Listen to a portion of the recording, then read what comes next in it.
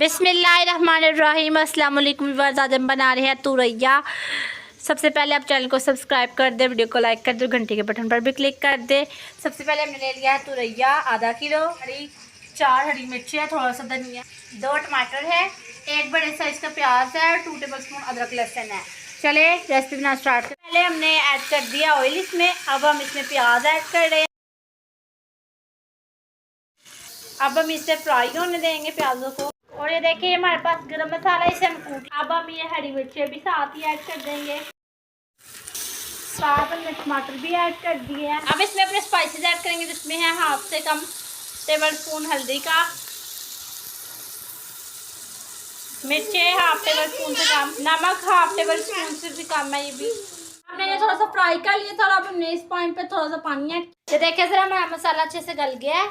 अब हम इसमें तुरैया ऐड कर रहे हैं।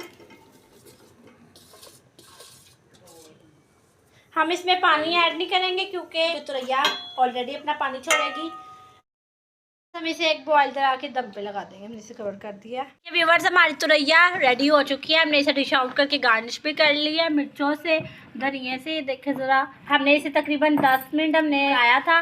देखिए ज़रा, बिल्कुल अच्छी तरह टेंडर हो चुकी है। अगर आपको वीडियो पसंद आए तो वीडियो को लाइक करें, चैनल को सब्सक्राइब करें, कमेंट करें, फ्रेंड्स एंड फैमिली से शेयर करें।